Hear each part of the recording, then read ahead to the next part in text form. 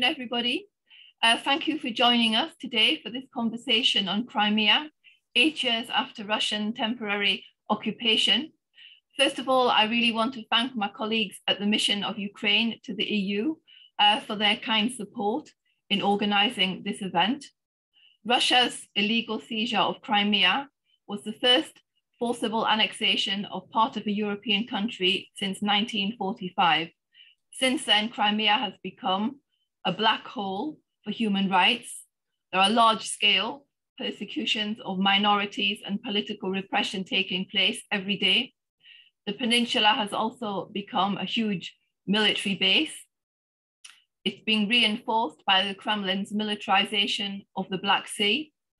The Kremlin also blockades part of the Black Sea as well as the Sea Azov whenever it feels like. And we've seen that actually very recently over the last days and weeks. Moscow has indeed violated numerous international agreements and law over and over again. And of course, 8 years on, Russian aggression against Ukraine continues unabated. Today, we're going to be looking at the situation on the peninsula, the policies of Ukraine, including the Crimea platform, to keep Crimea in the world spotlight, and the responses and policies from the West, including the EU. Today is also an opportunity to discuss as well the latest developments of Russia's military aggression and hybrid war against Ukraine that continues on and on. Now, this meeting is going to be split into 2 sessions because we have some additional speakers that we're delighted to have here today. The event is going to be slightly longer than what we originally advertised, but we plan to finish by 15:30. So in the first panel, I am delighted to have with us First Deputy Minister for Foreign Affairs of Ukraine, Emine Dzhaparova. Welcome to you. And Devigne, who should be arriving with us any second, Deputy Managing Director of the External Action Service. I'm then going to take some questions from the floor before moving to the second part of this event, which is going to be moderated by my colleague Ionela Ciolan. And here we have 4 speakers. First of all, we're going to have Anton Korynevych, who's a permanent representative of the President of Ukraine in the Autonomous Republic of Crimea. Olha Skrypnyk, Chair of Crimean Human Rights Group and Coordinator of the Group for Human Rights and International Humanitarian Law. Maryna Struthers, who's Regional Director for Eastern Europe and Central Asia at Amnesty International. And last but certainly not least, Maryna Vorotnyuk, who is Associate Fellow at the Royal United Service Institute in London, otherwise known as RUSI. So welcome to all of you. Thanks for joining us today. To the audience, as usual, you can put your questions and comments by clicking on the hand icon or by typing them into the Q&A box. So I want to kick off the meeting now by giving the floor to First Deputy Minister, Ms. Dzhaparova, who's going to give a short PowerPoint along with her comments. So I'm going to give the floor to you first, Deputy Minister. Thank you, dear Madam Moderator, dear Amanda, dear friends, dear colleagues and partners. It's a pleasure to be here.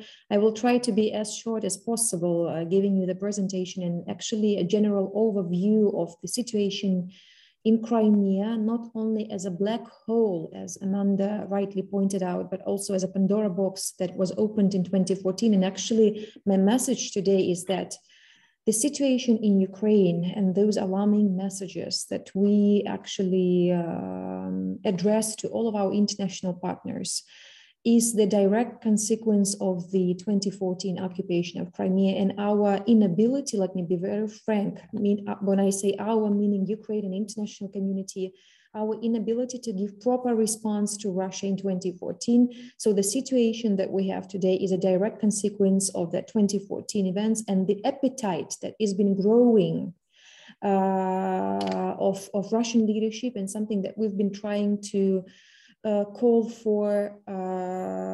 have been doing it for 8 years in different forums in New York, in Geneva, in Strasbourg, in Brussels, bilaterally. But unfortunately, we see that Russia's plans are not about peaceful process, and we don't see any commitment to the peaceful resolution, and we don't see constructivity and constructive stance. So what we see is a blackmail, is a threat, and the hybrid war, which I will tell a bit more during my presentation. So the first slide, please. Okay, now this is the second one. Can you please open up the first? Yeah, so by just a quick overview that by occupying Crimea, Russia violated more than 487 multilateral and bilateral agreements with Ukraine. It was actually the whole architecture of security, not only regional but global, had been reconsidered in 2014, including the fundamental norms and principles of international law like UN Charter, Helsinki Final Act, Paris Charter for New Europe, Budapest Memorandum that our President Zelensky actually was talking about during the Munich Security Conference in his very powerful speech. And of course, those bilateral agreements that we had with Russia. As a consequence, we have 7% of territory of my country under temporary occupation, over 1.5 million eternally displaced persons like myself and Olga and many more, about 14,000 killed and more than 30,000 injured. And we believe that the foundations of European security architecture were undermined fully, and today's situation is a direct consequence of the 2014. The second slide, please. In recent months, Russia has created a security crisis in Europe and actually raised tensions to unacceptable levels. So we have witnessed the military buildup since March and April 2014. As for today, we have approximately 150,000 of Russian troops along with the Ukrainian borders. Let me remind to all of those who will listen to us that it's 2,000 kilometers of common border with Russia. It's 1,000 kilometers with Belarus. It's fully militarized and occupied Crimea, which is actually a military vessel, as we call it. And of course, the situation on the east, where all of the hybrid tactics have been tested.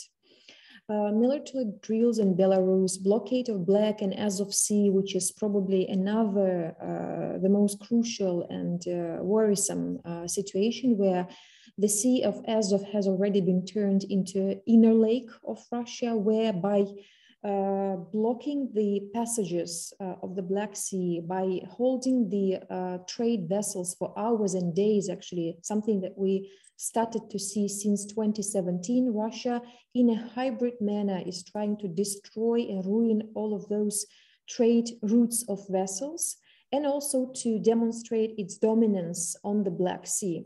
Cyber attacks on the websites of governmental institutions and banks, massive disinformation campaign, and from probably unprecedented scale of disinformation that we see in recent days, actually.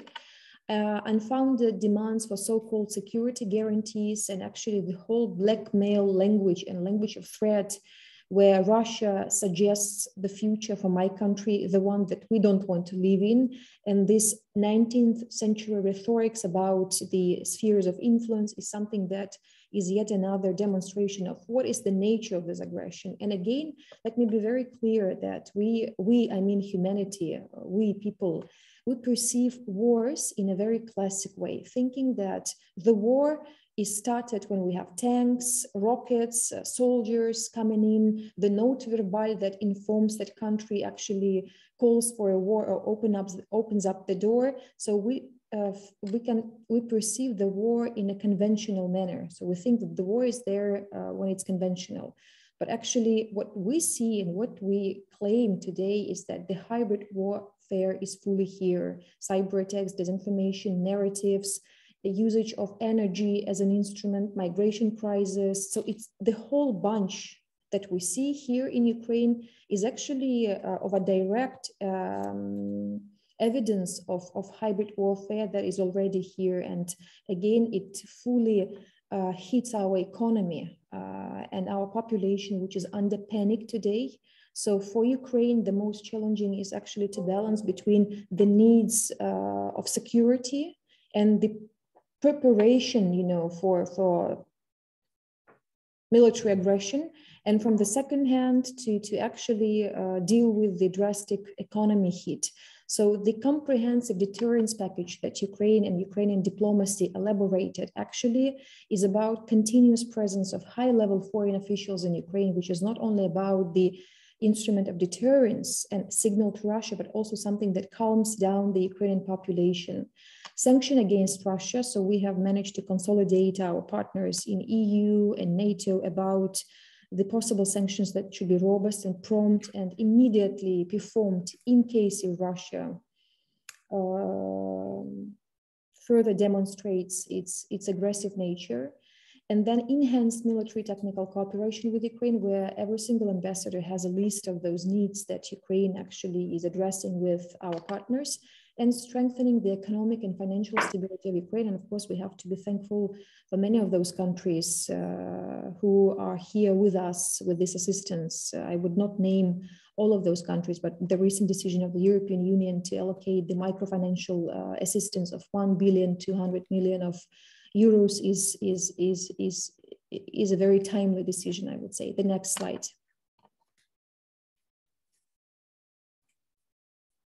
So I would not go into details, but as I already mentioned, the situation that we see in a recent week, the recent blockade of large areas of the Black Sea and Sea of Azov with the aim of military exercises takes place. A number of Russian warships, submarines, and vessels remain in the Black Sea.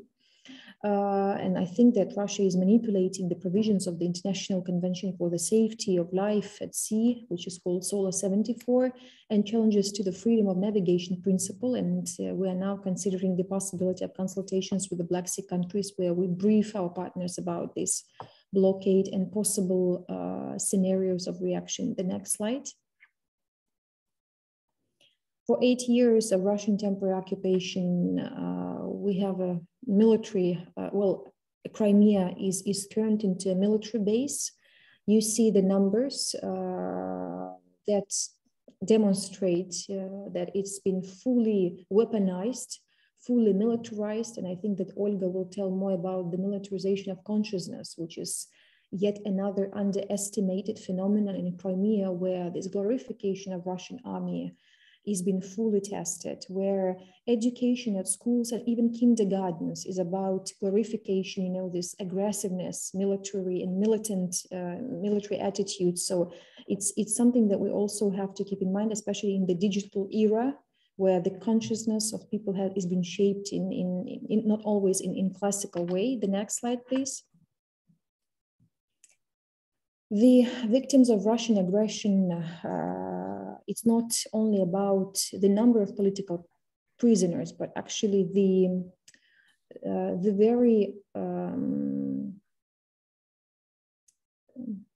criminal code that is there. For example, if anyone dares to say that Crimea is Ukraine, he or she may be detained for at least 5 years. And this causes actually a great fear of people, where, as I've been mentioned many times in different interviews, when I have friends coming from Crimea to visit me in Kiev, and when we discuss something about Crimea, Ukraine, or Russia, something even beyond politics, what I have mentioned is that people start to whisper. So it's a great level of self-censorship when people are very much feared of possible consequences. When the Majlis of the Crimean Tatar people is banned and called an extremist organization, and automatically thousands of Crimean Tatars being involved in the Majlis and Kurultai system are under risk of being detained.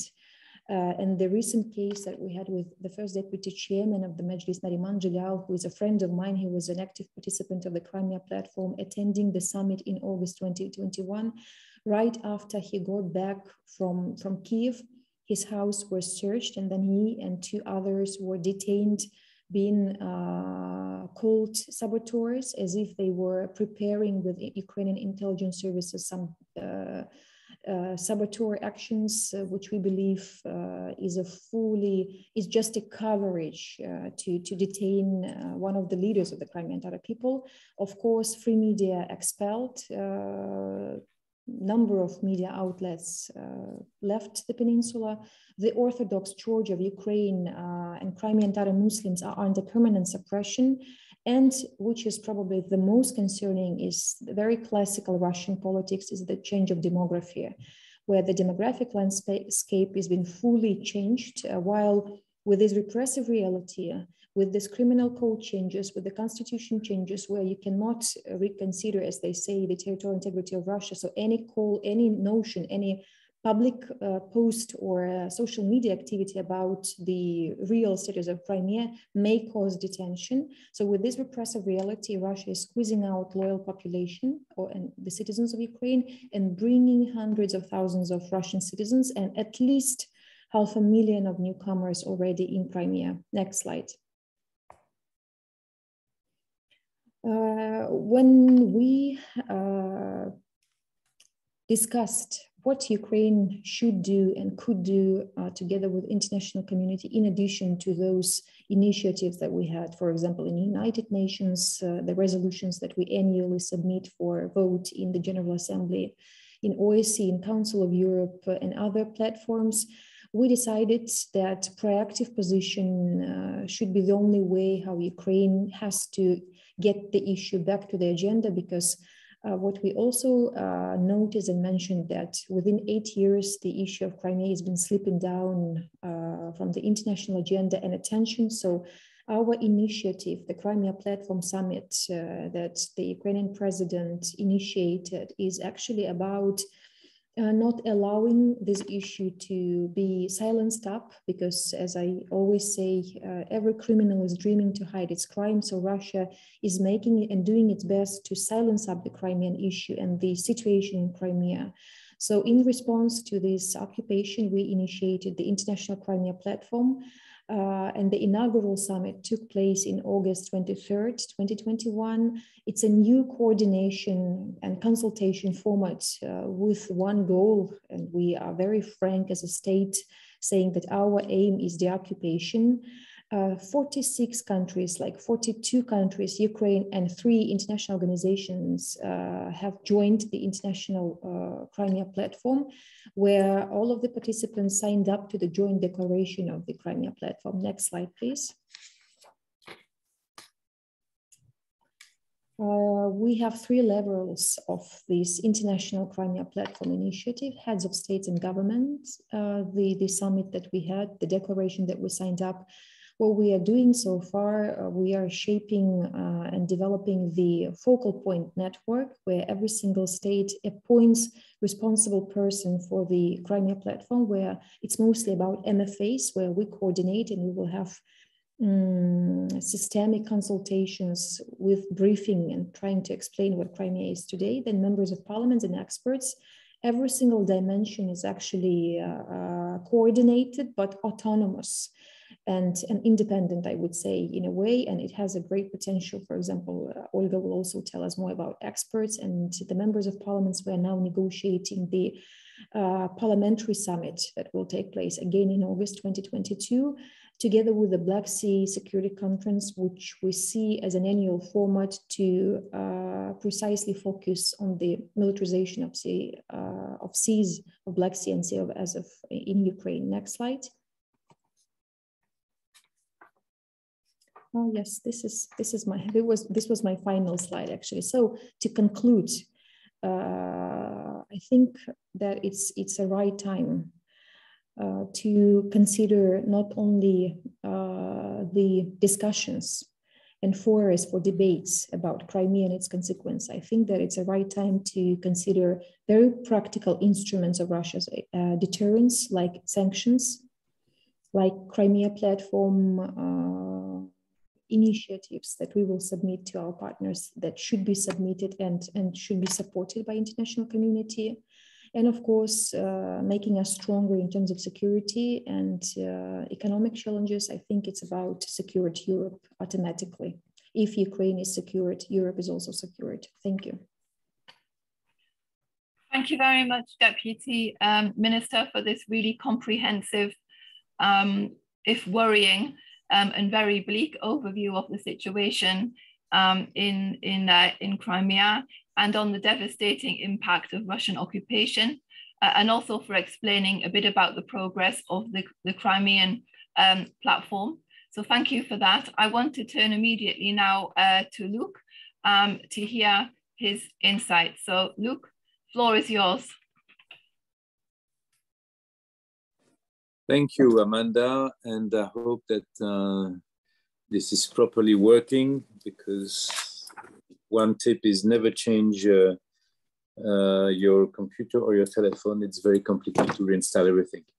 But I guess you can hear me, right? I see you react. Good. Many thanks for inviting us, and pleased to greet Emine in this framework. It's now been 3 months since we met in Brussels for our 9th round of annual consultations on Crimea, to which we attach a great importance. Obviously, it's extremely troubling to see that the security context not only did not improve, but on the contrary, deteriorated ever. And we are now experiencing clearly one of the worst probably the worst security crisis in Europe since the end of the Cold War, and certainly the largest buildup of troops, equipment, armament, etc. since the Cold War. We were hoping that aggression and notions of so-called spheres of influence, very much dear to Stalin days, would have disappeared, but unfortunately the reality is that they have not. And clearly Russia attempts to unilaterally choose to redraft to its benefit the European security order is not acceptable. The principles of Helsinki Final Act of 1975, that every country is sovereign, and that includes sovereignty of choosing its own path and alliance, as well as the Paris Charter of 1990, cannot be questioned through threats of intimidation. It's a question of respect for signed treaties. Unfortunately, Russia has chosen to isolate itself with aggressive actions against independent and sovereign states. It started in 2008 with the war against Georgia and continues throughout 2014 with Russia's illegal annexation of the Crimean Peninsula, and of course today continue to significantly deteriorate. We have seen also increasingly aggressive behavior in the field of disinformation, cyber attacks, as Emine was referring just recently. And this is why we also in the European Union have decided already a while ago to strengthen the resilience of our Eastern partners, Ukraine, Georgia, Moldova included. When it comes to Ukraine, we cannot stress sufficiently our support, and I would add our unanimous support for the sovereignty, territorial integrity within its recognized, internationally recognized borders. And let us be clear, we do not believe that there has been any provocation by Ukraine's side, and it is a deliberate political choice by Russia to have the current aggressive buildup. The European security is indivisible, and therefore any challenges to it affects us all member states in the EU, but also all European states. And we remain fully coordinated and aligned on this.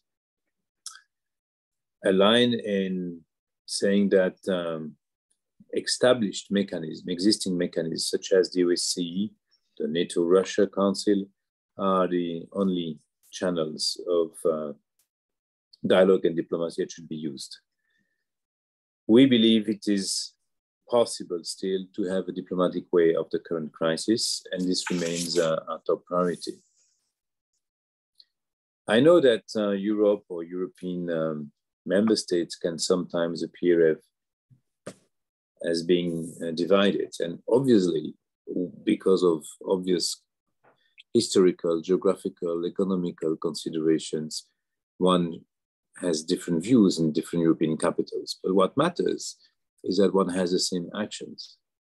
And irrespective of the differences of appreciations, Europeans and EU member states have remained united in actions. We did not choose confrontation, and we would regret it, but we are well prepared. And we have made clear also that in the current circumstances, there would be massive consequences and severe costs should Russia continues its actions.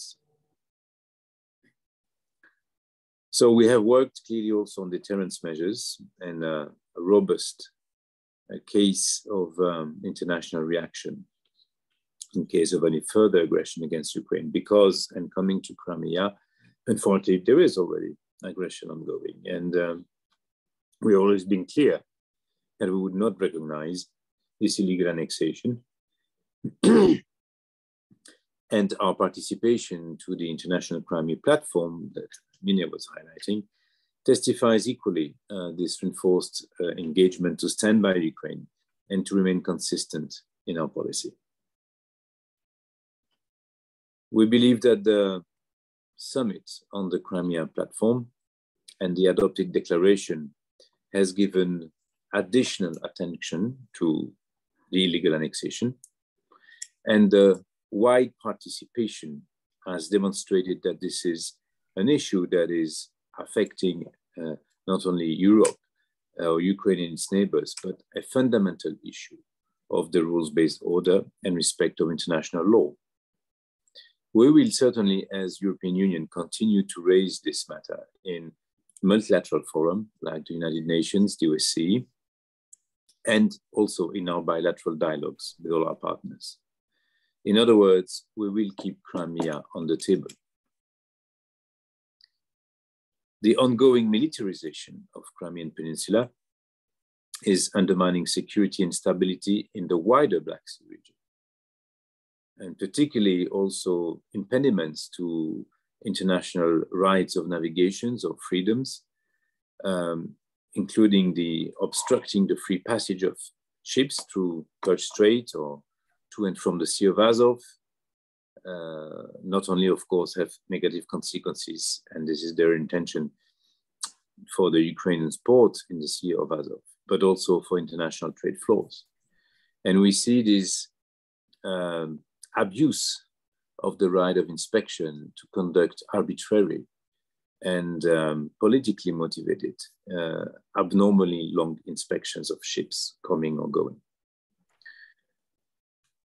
We have also seen that the forced integration of the Crimean Peninsula into Russia has had severe consequences on the human rights situation.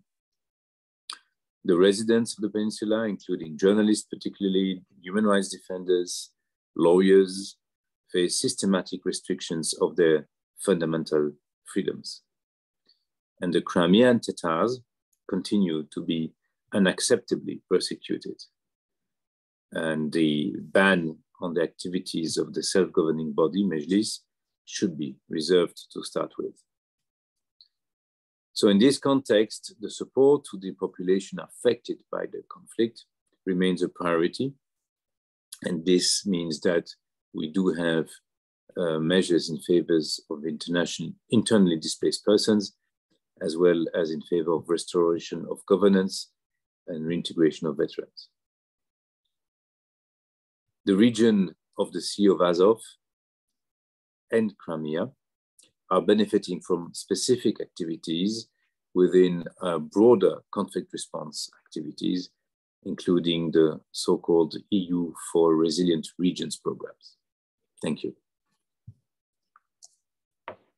Thank you very much, Luc, for these opening comments. It's good to know that the EU still has this very robust and strong response to Ukraine's territorial integrity and a strong ongoing focus to Crimea, because this is crucial for the future of the peninsula.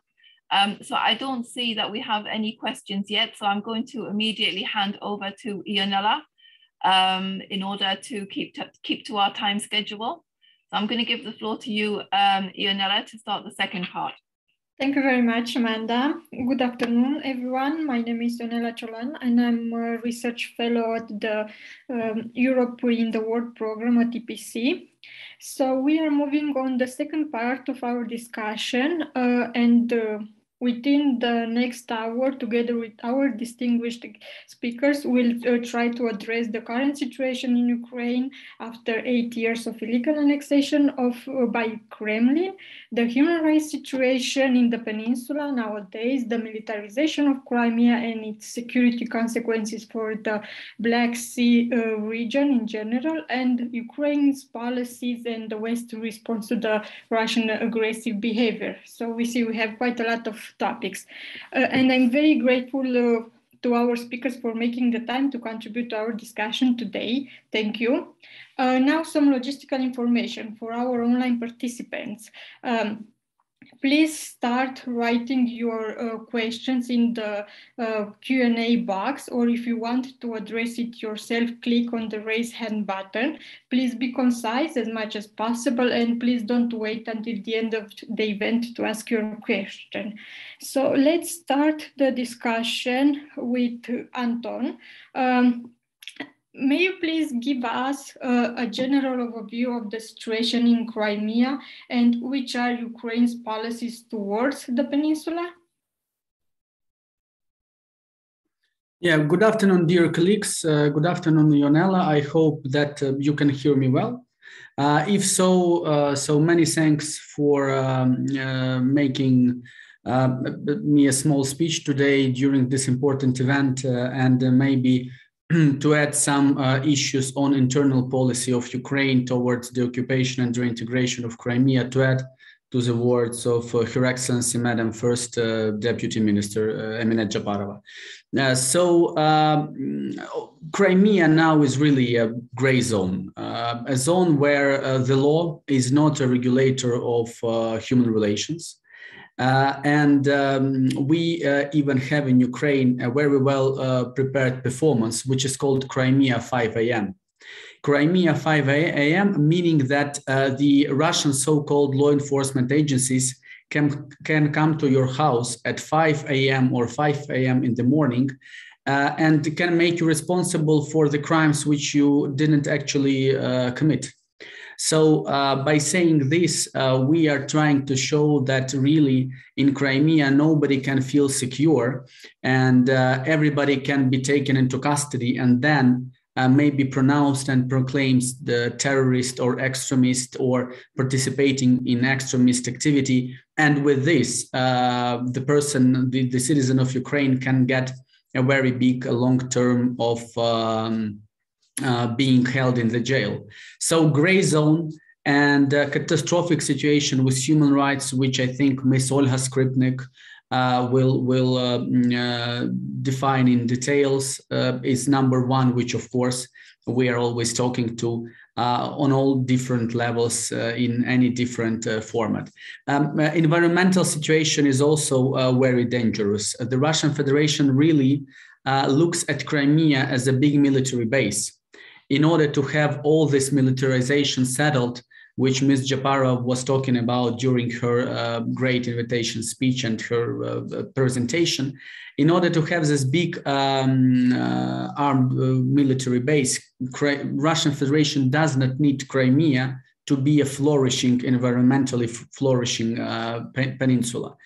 That is, in order to have the military equipment and military bases settled in Crimea and military logistics infrastructure settled in Crimea, really the Russian Federation destroys many environmental reserves in Crimea. For instance, the so-called Kerch Bridge, the so-called bridge over Kerch Strait, brought a lot of harm to the equatorium of the Black Sea and the Sea of Azov and the Kerch Strait, and it really damaged the life of a lot of sea resources which live in these equatoriums.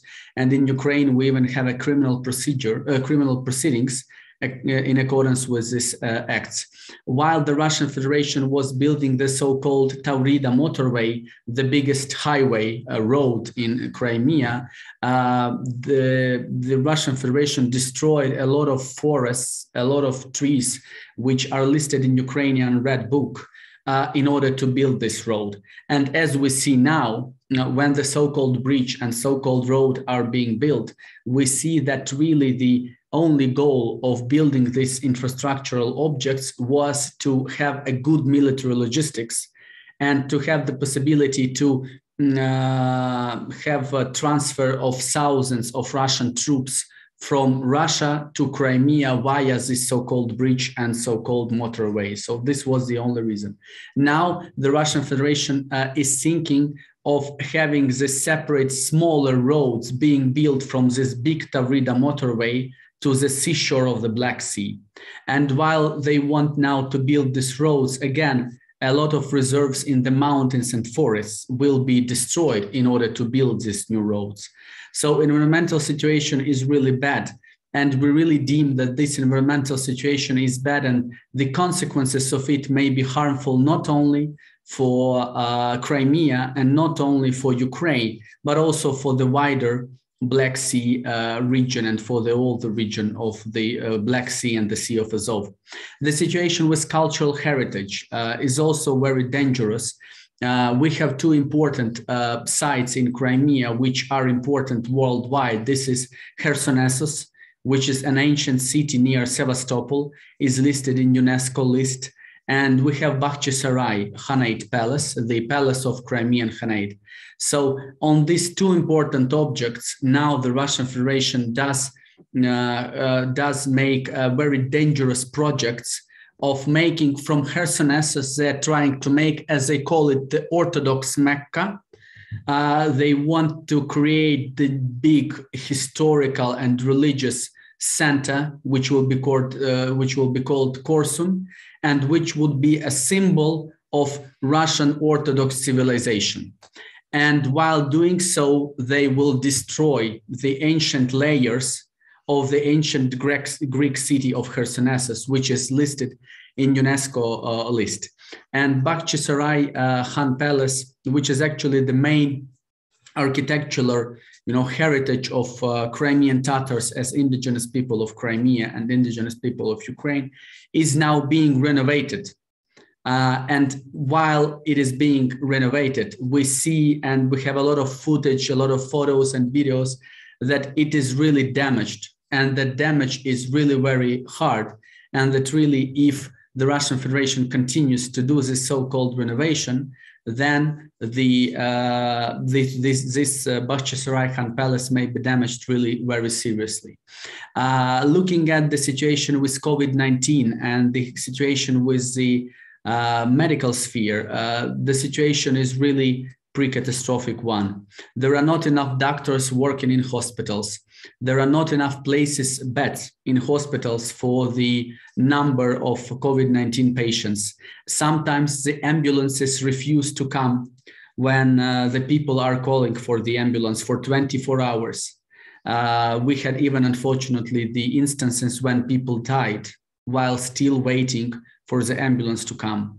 Ambulances sometimes do not come to the Crimean Tatar villages, which are situated deep in the mountains or deep in the steppe region of Crimea, like rather far away from cities or towns. And we also have such instances, unfortunately. The Russian so-called vaccines, in particular Sputnik, does not prevent anybody from having COVID virus. Moreover, it is really dangerous to health because it was not tested at all. So that nowadays a lot of Crimeans, a lot of Crimean residents do cross the administrative boundary line with Crimea and come to Kherson region of Ukraine to get the internationally recognized vaccine. And we actually managed to have a project, and now we are providing the free vaccines like Pfizer, Korynevych, Moderna, directly on administrative boundary line with Crimea in the checkpoints Kalanchak and Chongar. So any Crimean resident can come there and get the free of charge vaccination, and we consider that this is very important. Economic situation is also bad. The prices for goods are really sometimes as high as in Moscow or St. Petersburg. The level of salary and of pension does not give the people a feeling of being safe and secure. The quality of goods in Crimea is rather poor. And we do have the position of many Crimean residents that in Ukraine and Ukrainian products, goods are really of much of bigger quality. The situation with education is really also dangerous due to the fact that there are no schools now left in Crimea with Ukrainian language of education. So it's just impossible to study Ukrainian. And the number of schools and classes with Crimean Tatars language of education is being permanently decreasing every year. So this is very dangerous tendencies, and we may talk really, I mean, a lot of time about this. So having this situation in Crimea and this understanding that Crimea is needed by Russia only as a military base, we in Ukraine try to make as many steps towards reintegration of our Ukrainian citizens residing in Crimea as we can. For instance, I already managed that we launched in December 2021 this campaign with vaccination. Moreover, in 2021, we adopted in Ukraine the concept of development of Crimean Tatar language. And we are now working on the strategy of development of Crimean Tatar language for years 2022-2032. Understanding that Crimean Tatar language is really in dangerous situation in Crimea. We want to make as good situation for its development on the territories which are controlled by the government of Ukraine as we can. Moreover, in 2021, Ukraine also adopted very important two laws which really were very much looked for many years by our Crimean citizens. This is, first of all, the law on indigenous peoples, where we officially proclaim that in Ukraine we do have 3 indigenous peoples in accordance with international law provisions. And these are Crimean Tatars, Karaites, and Krimchaks. So 3 peoples which live in Crimea and which were formed in Crimea. And this law on indigenous peoples was really very long waited by Crimean Tatars. They advocated for it at least 30 years since 1990-1991. Also in 2021, Ukraine repealed, canceled the law of Ukraine on the free economic zone Crimea. And now it's easier for us to sanction the companies who work in the temporarily occupied Crimea, who try to work there and who want to have some kind of registrations there or whatever. So these 2 laws adopted in 2021 really gave us the very good impetus and speed in working on Crimean issues inside. Moreover, in 2021, Ukraine adopted the main political framework document, which is now does have a legal form of the decree of the president. So it is legal obligatory to Ukrainian citizens and Ukrainian state organs. That is a strategy of the occupation and reintegration of Crimea. The document which we never had before, and finally and luckily since March 2022 we do have it. And actually in this strategy it is written out that Ukraine would deoccupy and reintegrate Crimea only through political and diplomatic means.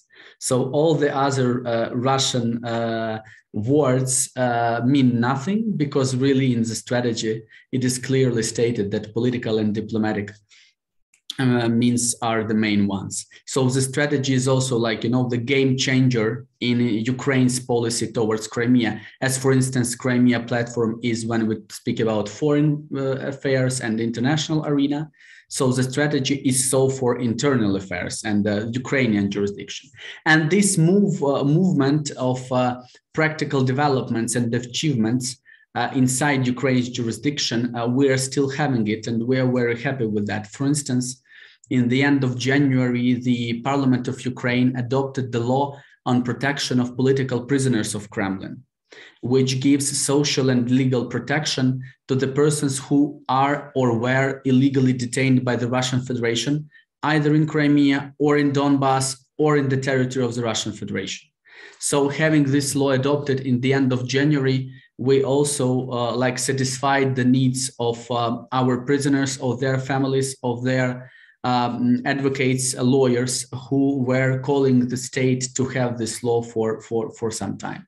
So having this in mind, I want to sum up with the fact that as Ukraine is very active in international arena with Crimea platform incentive, about which Ms. Dzhaparova was speaking, we are also securing the active position and active work of Ukraine inside our jurisdiction in order to make as many important legal decisions inside our legal system as we can, in order to ease the life of Crimean residents and in order to have the deoccupation and reintegration of Crimea happen faster.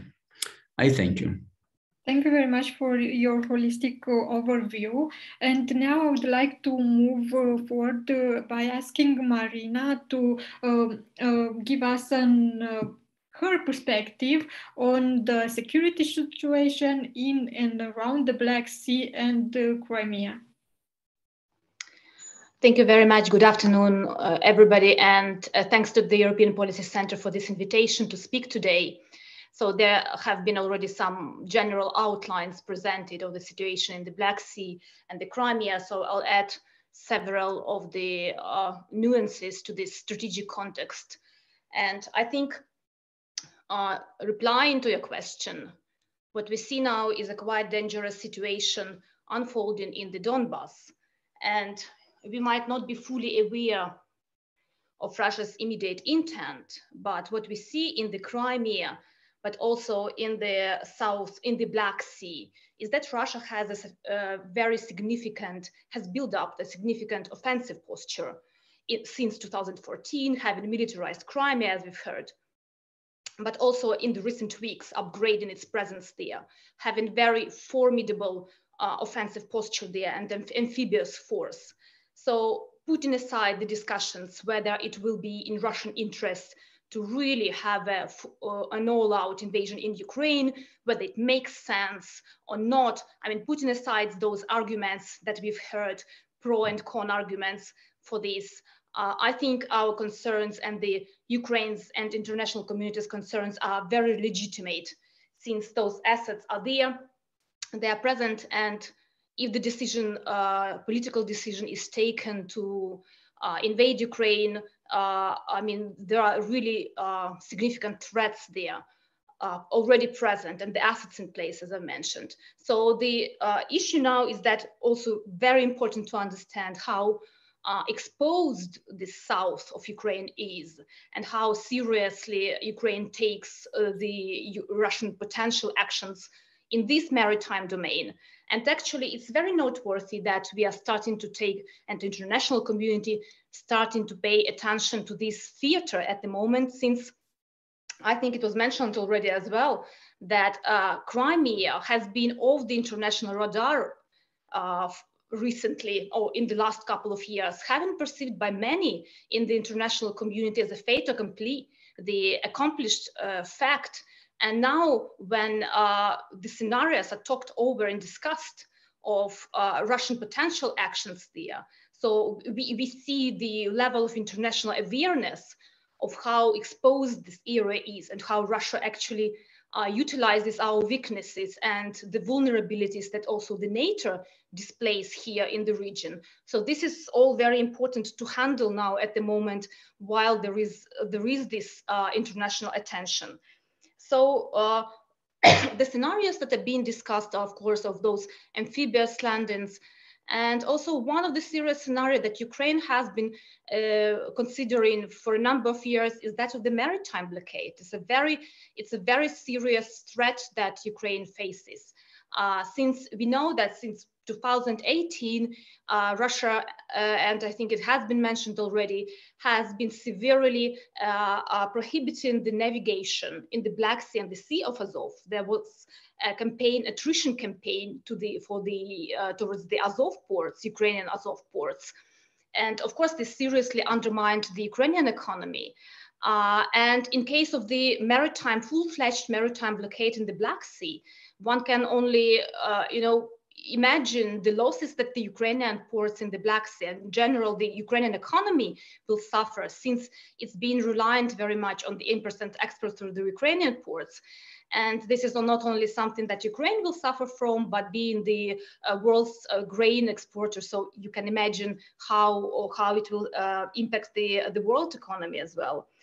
And of course, I think that, what we also need to see and to look very closely at is talking about the strategic situation there, is that there is a serious asymmetry of engagement between Russia and the West and NATO countries here in the region. We understand the limitations that the NATO states have different perceptions on the regional security. But Black Sea is not some alien distant area for NATO, because there are 3 allies being present here, Turkey, Romania, and Bulgaria.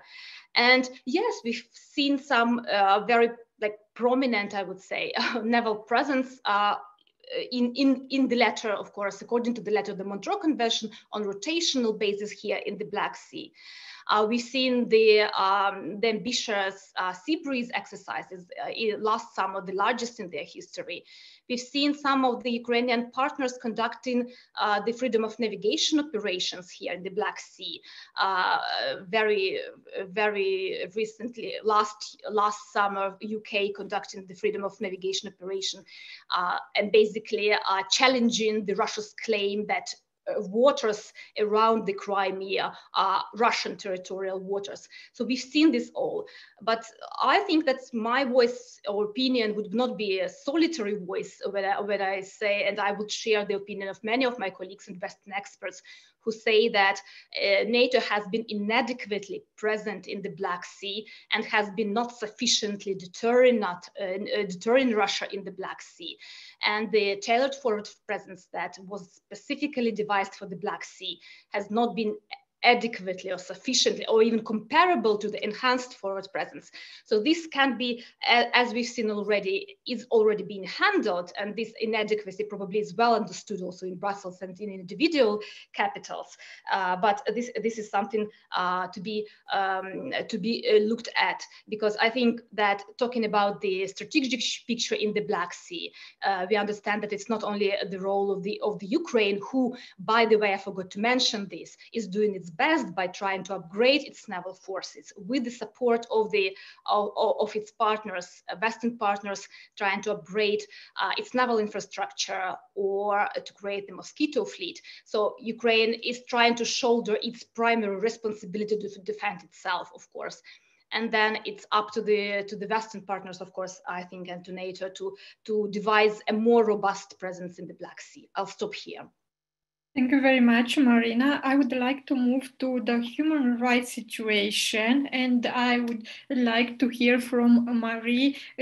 How do you view the human rights situation nowadays in Crimea? I know that Amnesty International has done a lot of work on this topic. Thank you very much, Ionela, and a pleasure to be amongst such distinguished colleagues today.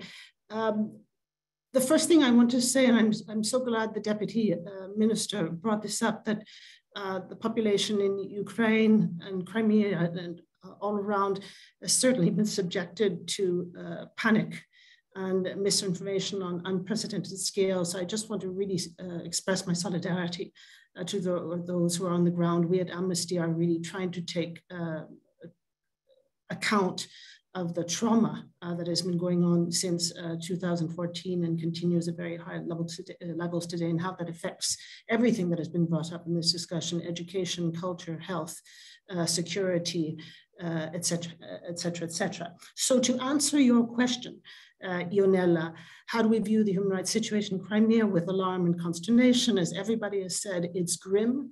It's been so since 2014.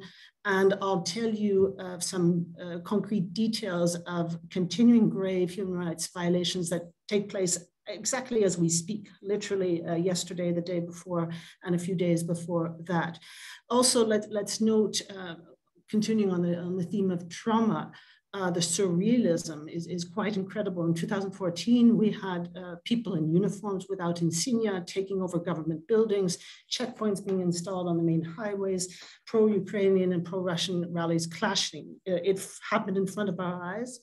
And now, within the context of a long normalized information war, is a warning that really, while trying to prevent a new level of crisis, we cannot turn a blind eye on those who are dealing with the effects of the 8-year crisis. And that's been well elaborated by the previous speakers. So thank you for saying that Crimea has become a human rights black hole. It's forums such as these that give us the opportunity to put it back on the stage. And indeed, as Luc was saying, when human rights are distressed in Ukraine, Crimea and human rights should always be on the issue in bilateral, multilateral, and all types of forums.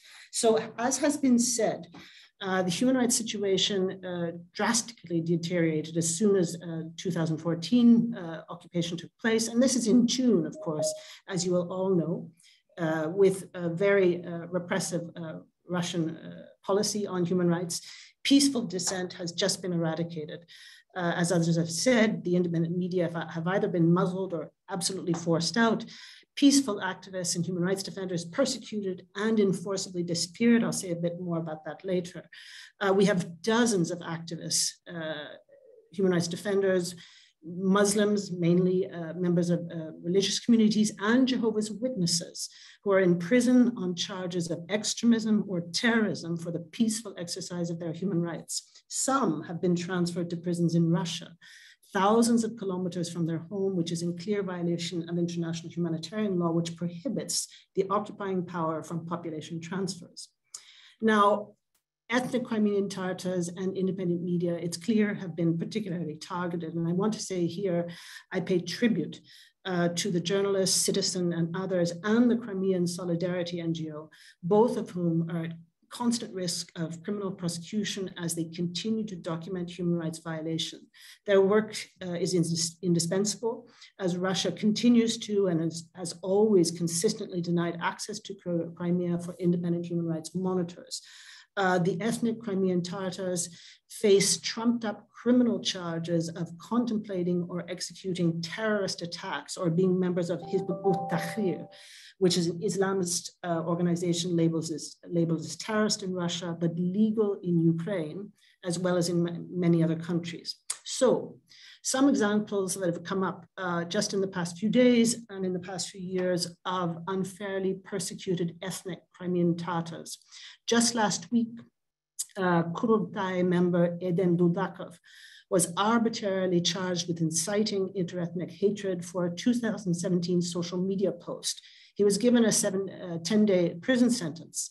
And by the way, as had been brought up by, I think, my colleague, fellow speaker, Anton, he had been vocal about the decrepit, damaged condition of the historic Han Sarai. 15 people who came to the courthouse on the 18th of February, which is just 3 days ago, to show support for Mr. Dudakov were detained, and several other ethnic Crimean Tatars just in the last month have been delivered very lengthy sentences or arrested on charges of membership in Hizb ut-Tahrir. Now, we've been long working on the case of Emir Hussein Kuku, who was arrested and convicted in 2019, again, charges of being a member of Hizb ut-Tahrir. We attended his trial on several occasions. It was clearly and blatantly unfair. He was dealt a 12-year term, and he is currently being held in a penal colony in Russia, more than 2,005 kilometers from his home in Crimea. He was subjected, not on the sole occasion, but to severe beatings in 2015 when he was abducted and security services beat him. This led to problems with his kidneys, which are now exacerbated by the colder climate and poor prison conditions in Salavat, Russia. He's never received proper medical attention during his custody, and his health is always steadily deteriorating. We've also paid, and these are only a couple of several cases we've been highlighting and working on. Server Mustafayev, who's the co-founder of Crimean Solidarity, he got a 14-year prison sentence in 2020, same charges, membership in Hizb ut-Tahrir. The only evidence against him is an audio recording of brief remarks he made at a mosque in 2016. He's also held in inhumane and degrading conditions and hasn't received adequate medical treatment. Independent journalists. All media were required to re-register under the Russian legislation, and of course, those not loyal to the de facto authorities were arbitrarily denied that registration, so they had to leave Crimea or continue working unofficially, and they're under constant threat of criminal prosecution. The two Radio Free Europe journalists, Ionela Smutko and Taras Ibragimov, have been banned from the peninsula, listen to this, until either 2028 or 2054, respectively. Just last week, freelance journalist Vladislav Vysypenko was detained, tortured. He was delivered a sentence just last week, but he was detained in 2021, tortured, forced to deliver a confession on state TV, and just last week got a 6-year sentence in a closed trial. The last thing I want to bring to your attention, it's been mentioned by others, is the issue of enforced disappearances. The Deputy Foreign Minister was pointing to a figure of about 44. Among those is Rishat Ametov, abducted in 2014, surreally by men in green, unidentifiable uniforms, and his body was later found with signs of torture on it. The abductor's identity has not been established. Ervin Ibragimov, another prominent member of the Crimean Tatar community, abducted by unidentified men in 2016, and despite protracted investigation by the de facto authorities, his whereabouts remain unknown, and the de facto authorities have closed the case. So that's a bit of fleshing out of the very egregious and ongoing violations other speakers have referred to. Obviously, there's the call to bring Russia to account. We're not having much success on that in Russia proper, but I would call on everybody to continue to call on the Russian authorities to be held accountable. And equally, as I was saying, let's make sure that Crimea is always on the table when we talk about human rights in Ukraine. Thank you. Thank you very much, Marie, because I know that you have to leave in 10 minutes. I will follow up with a question now, and then we are coming back to Olha. So my question for you, Marie, is how do you see the potential impact of a war in Ukraine on human rights? And in the case of an intent of a Russian invasion, what will be the humanitarian consequences? Nothing short of awful. If you look at the history of Russian military intervention, whether it be in Ukraine, Syria, or at home in Chechnya, absolute blatant disregard for international humanitarian law, persistent flouting of the rules of war by failing to protect civilians, sometimes even attacking them directly, and launching indiscriminate attacks and deliberately targeting civilians and civilian objects, using banned weapons, all of which are war crimes.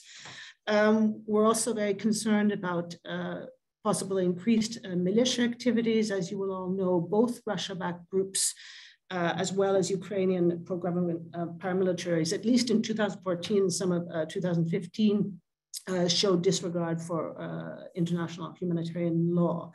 The potential refugee crisis, we're seeing the first flavor of that, manufactured or not, in Russia, the internally displaced from the Donbass to Rostov-on-Don and other areas.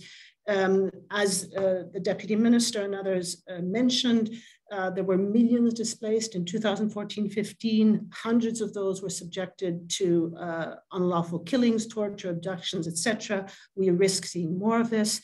As is mentioned, there are still 1.5 million internally displaced who have fled the Donbass and Crimea. This could turn into a continent-wide humanitarian disaster with millions seeking refuge in European countries and elsewhere. I don't want to forget that those who have sought refuge in Ukraine, for example, from Belarus, from Russia and Central Asia, will also have to flee elsewhere if the military conflict is expanded or escalates.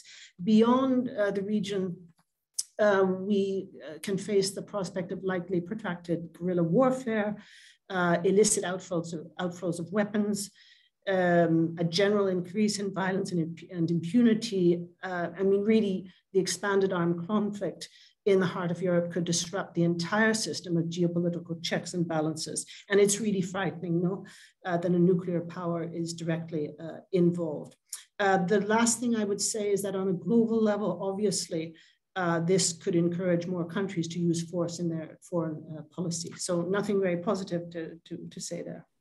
Thank you very much, Marie. And now I would like to go back to Olga. What is, from your perspective, the current human rights situation in Crimea, and what does the militarization of Crimea represent for the people living in the peninsula? Thank you. Good afternoon, everyone, and many thanks for inviting me to this important event. I represent the Crimean human rights group. We have been monitoring and documenting the human rights situation in war crimes since 2014, regionally and from Crimea. And also I represent the expert network that coexists with the governmental and parliamentary dimensions of the Crimea platform in order to consolidate international support for the liberation of Crimea from occupation, ensure security and navigation in the Black and Azov seas, and to recover from the negative impacts of the occupation. Expert Network officially began its work in August, and now network activities are structured in 7 subject groups: non-recognition policy and sanctions, human rights and international humanitarian law, security track, economy and environment protection, cultural heritage, humanitarian policy, and restoration of the rights of indigenous people. And I am coordinator of group of human rights and international humanitarian law. And important to say in human rights conflict that all cases of enforced disappearances after the occupation of Crimea that were documented by the human rights organizations like Ukrainian or international organizations have not been investigated yet, and with no responsible identified and brought to justice. About political motivated persecution, unfortunately, this system of political motivated persecution of Crimeans has become one of the terrible consequences of the occupation. Russian occupation authorities have been persecuting both those who have not supported the occupation and support Ukraine, and those who have been advocating to preserve the Ukrainian or Crimean Tatar languages, culture, identity, or who work like journalists or human rights defender. For example, at least 120 Ukrainian citizens, Crimean Tatars and Ukrainians deprived of liberty due to political or religious reasons, and were still kept in custody under different criminal cases. Only in February this year, 2 Crimean Tatars were detained in a political motivated cases against Crimean Muslims, Crimean Tatars. For example, last year, 21 verdicts related to deprival of liberty under political reason cases were passed. Only last week, so-called Simferopol District Court passed sentence to Vladislav Yesipenko, Ukrainian journalist who worked with Radio Liberty, and he was sentenced to 6 years in prison. So the system of politically motivated persecution includes the entire government vertical of law enforcement agencies, special security bodies, courts, and illegal armed units supported by the Russian authorities. And very dangerous that torture has become a common practice in such cases. It's very illustrative that none of the Russian FSB policemen has been ever persecuted for torturing Ukrainian citizens in Crimea. Our organization regularly documented cases of inhuman and degrading treatment of Ukrainian citizens in custody, both on the territory of the occupied Crimea and in the Russian Federation. And such persons are often left without necessary medical care. And one more example, only last year, the total number of detainees that we documented in Crimea reached at least 255 persons.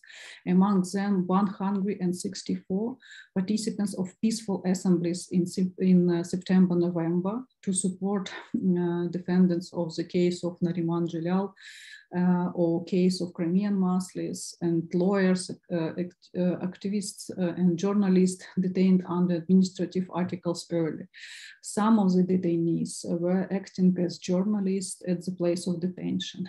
And of course, very strategic issue is militarization. Like first component of militarization for civilian people is illegal conscription of Crimeans to the Russian army.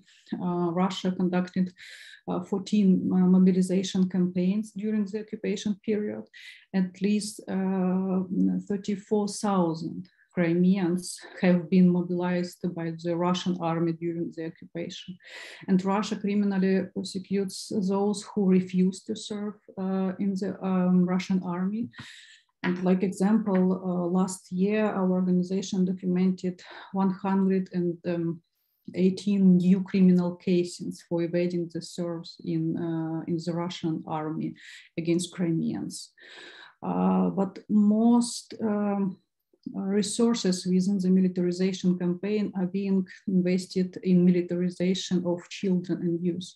Today, the entire education system covering more than 300,000 children is focused on raising them exclusively in the Russian identity context. There are no conditions to be established to preserve and develop the Ukrainian or Crimean Tatar identity. And the number of educational institutions where children are taught the military basics and encouraged to join later the Russian army is constantly growing. If then young men reject the military service that I said before, they would be criminally prosecuted. And what we can do in this situation, of course, only consolidated international efforts can change the situation with human rights situation in Crimea. And the Crimea Platform Summit has proven that such consolidation exists. And experts of Crimea Platform, of expert network of Crimea Platform, see the following steps that are required now. Some of them, first of all, introduction of a system of prompt and coordinated joint response to serious and mass human rights violations in Crimea and war crimes. Next, collaborate to develop a format for the release of political prisoners. To initiate a collection of materials as well as potential criminal prosecution at the domestic level of persons proved to be involved in the international crimes in the occupied Crimea and to the occupation of Crimea, in particular, following the universal jurisdiction principle. And one more, to maintain the established sanctions as well as initiate the introduction of new sanctions against persons involved in gross human rights violations and international crimes in Crimea, and to develop the mechanism of systematic update of the sanctions list. So, and about current situation, maybe a few words.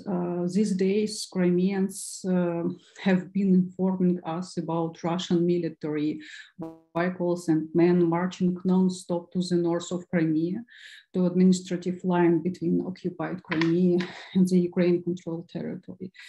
And the Russian war against Ukraine started with the occupation of Crimea. And today's Russian escalations confirms that we have been saying all these 8 years that the occupation of Crimea by Russia is a threat for security, both regional and global. And Putin has never borne real responsibility for the occupation of Crimea. And with 8 years past, we are on the verge of the large-scale war in Europe. Nothing but effective actions of all the democratic countries to support Ukraine and counteract Putin may prevent this awful catastrophe.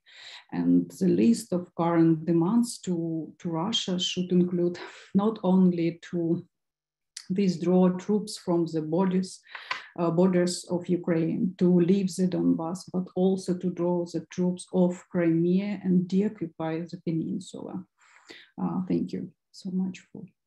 Thank you very much, Olha. Now I'd like to move to some of the questions that we received in the chat. And I have a question for Luke. The question deals with keeping in mind the new developments or the current developments in the region. What are the perspectives of upgrading the EU's Black Sea strategy?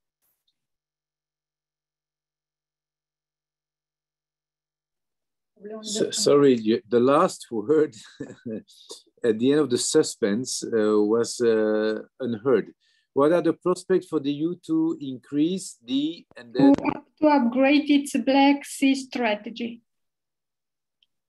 The Black Sea strategy, but the Black Sea strategy is not exactly a sanctions platform. So I think that the EU is fully mobilized, and you have, as you know, Foreign Affairs Minister of Ukraine was today in Foreign Affairs Council, and you have heard also the High Representative very eloquent speech yesterday in Munich Security Conference, as well as his interview to French radio last Thursday. So I don't think there can be any doubts on the EU decisiveness and the EU motivation, but the Black Sea strategy is something long-term. I mean, strategy is something we do for long-term, and the Black Sea is a very complex issue because it involves EU member states, it involves non-EU member states, it involves countries who have conflict, etc. So this is not what I can say is that our engagement on Crimea remains very firm, but this is, I would say, something different than the Black Sea strategy. It's a very specific issue. It's a very important issue, but we shouldn't confuse strategies and reaction to events. Strategy is something that we project for the future, whereas we need to react sometimes to aggressions, and this is what we do. But Black Sea strategy is something very important for sure, and it is also part of a wider, well, either Eastern Partnership because several countries around the Black Sea are members of Eastern Partnership policy, or also part of our wider connectivity East-West policy. Thank you. Thank you very much. I have a question for Anton. The question was for Emine, but you are also the right person for this question. So in the case that the sovereignty of Ukraine over Crimea will be restored, how will Ukraine deal with the 500,000 Russians in Crimea? This is like a hypothetical question that we received from one of our participants. And how many of the inhabitants of Crimea before of the invasion do still live in the peninsula nowadays? Well, thank you very much for the questions. First of all, it's not in case, it's when Ukraine will renew its sovereignty over Crimea. I will start with the second question because it's easier and it's a factual one. So in Crimea before the occupation, there were approximately 2,200,000 of inhabitants. Of course, everybody citizens of Ukraine. I mean, everybody apart from foreigners which were there, but The absolute amount was Ukrainian citizens. Under official statistics, we do have around 52,000 of IDPs from Crimea, who moved to other regions of Ukraine.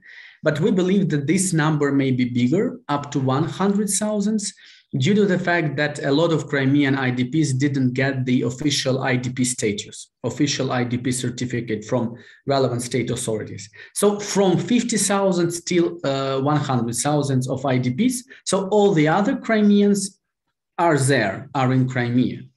And of course, all the Crimeans who lived there before 2014 and who live there now, of course, they are citizens of Ukraine for us.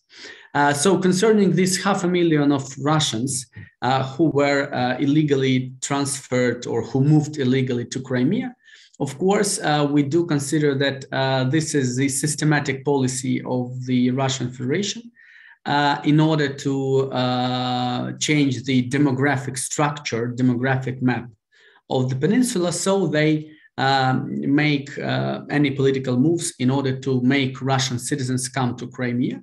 So after the occupation, we will see what to do with these persons. If they are on legal grounds on the Ukrainian territory, this will be one situation. If they are illegally on the territory of Ukraine, this is the other situation. I thank you. Thank you very much, Anton. Now I have a follow-up question for Maryna. What are Russia's current objectives and how do you assess the West responses so far?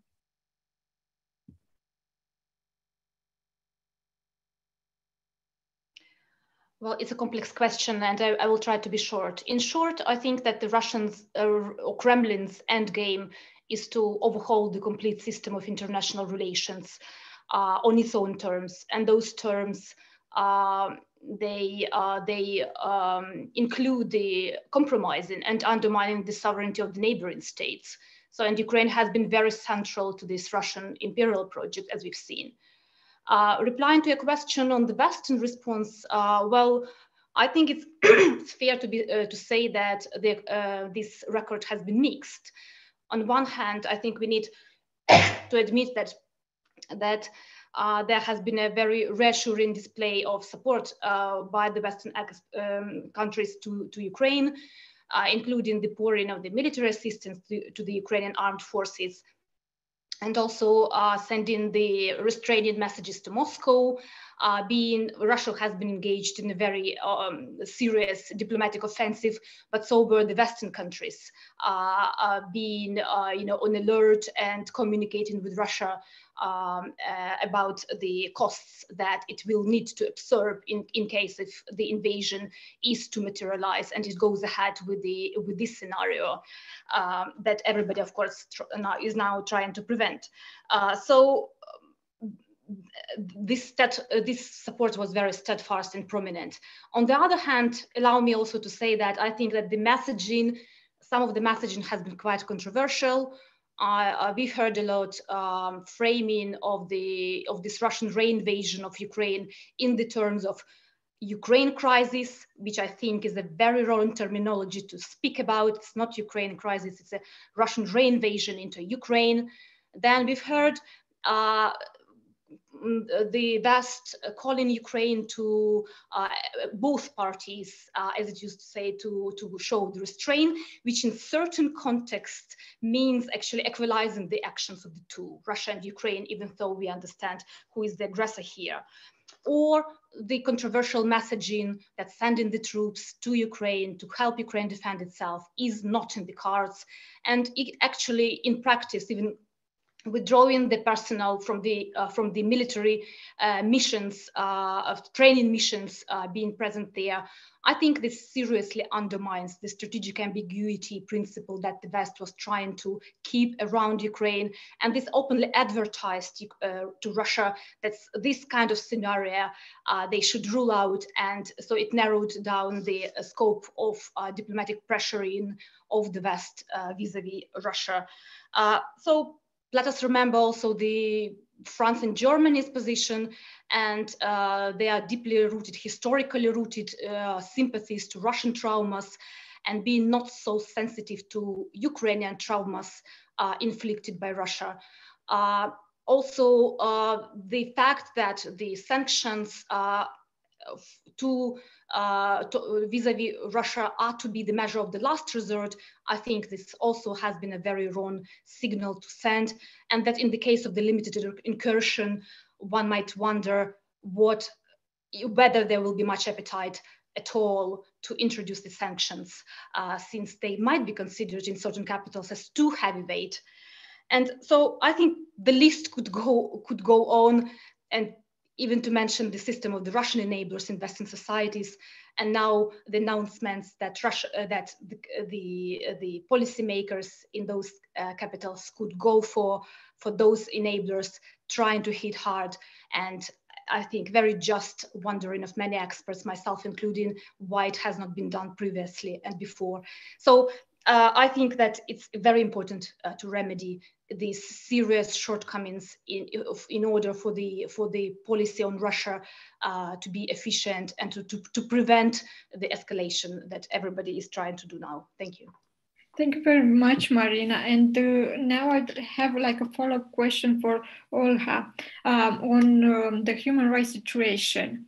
What can Ukraine do, or it's already doing, in protecting the rights of Crimean minorities? Because we heard a lot about the Russian violations on the minorities in Crimea, but I'm also wondering how can Kiev help those minorities? Thank you. I think my colleague Anton Korynevych, from the representative of presidential office, said about what Ukraine did last year, for example. First of all, it's very important step to adopt law for protect political prisoners in Crimea, because before we have only like procedure for financial support, but of course it's not enough. Now we have very important law for protect our people who illegal deprived liberty in Crimea. Next, it's different forms to keep relations, communications with Crimeans who still in occupied territory of Crimea. And I think very good example, it's how work our checkpoints. For example, very easy procedure to get a test on COVID for Crimeans who travel from Crimea to Ukrainian controlled territory. And one more important step last year was to support Crimean children and youth people who would like to continue education in Ukrainian controlled territory. I think it's main step that Ukraine must do. And I really happy that we have these steps last year. Thank you very much. As we are running out of time, may I ask all of you to give us a short 1-minute key point that our audience should hold on after our discussion? So briefly, one idea for our audience. Okay, I just want to say that on the EU side, we remain firmly committed to defend international law, and that includes defending the sovereignty and territorial integrity of Ukraine, and that includes refusing the illegal annexation of Crimea. We will continue to, on both sides, to fight that illegal annexation through international diplomatic and legal means, and on the other side, to support as much as we can Ukraine and also the population affected by that illegal annexation. Thank you. On the part of Ukraine, I would sum up and finalize with the notion that we in Ukraine, we would be as active as we can with our internal Ukrainian work on the occupation and reintegration of Crimea. And of course, we are very much in favor of all the international support towards our sovereignty and territorial integrity, in particular within the framework of Crimea platform. So of course, the deoccupation and reintegration of Crimea are not easy processes, and which will need international assistance, coordination, and cooperation.